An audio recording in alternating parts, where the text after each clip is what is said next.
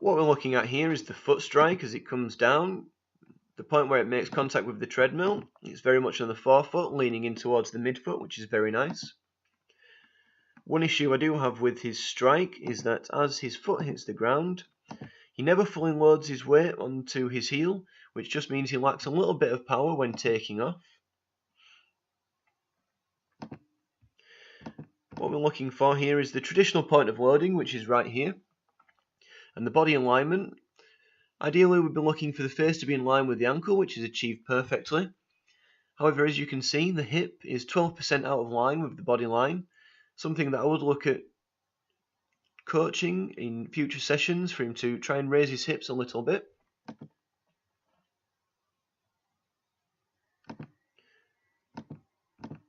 Right.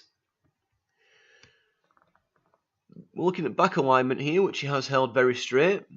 You can attribute this to the fact that he's looking forward rather than up or down.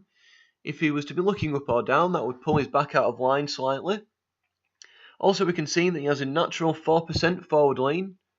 This is more beneficial when road running or trail running. It's still nice to see when running on the treadmill though.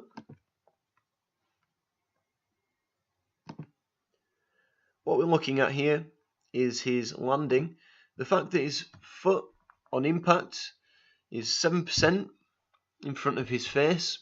That means that he's driving his knees forward quite a lot, which means that he's actually working to get forward, which means he has a good stride rate.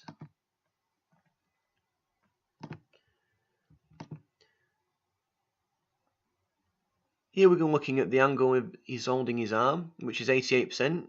Good form is anywhere in the region of 80 to 95%. 90 being perfect, so he's not far away, that's very good. If we just watch how he drives his arm back here,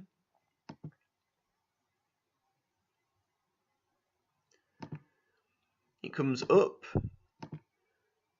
much higher than when he originally began.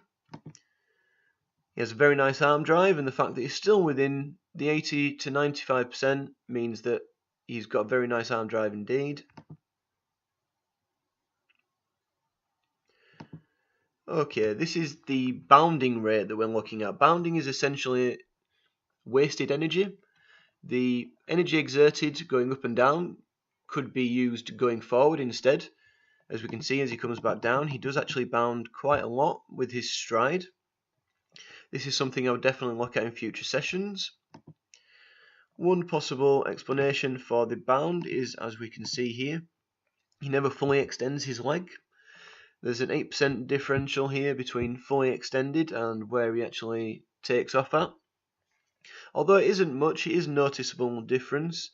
If he was to straighten his leg out just a little bit more, he would notice that his stride would become slightly more efficient. And actually, when he comes forward with his left leg, here we go, it's actually 11% out, which tells me there's a chance he actually favours his right leg, which is something else I'd like to look at in future training sessions.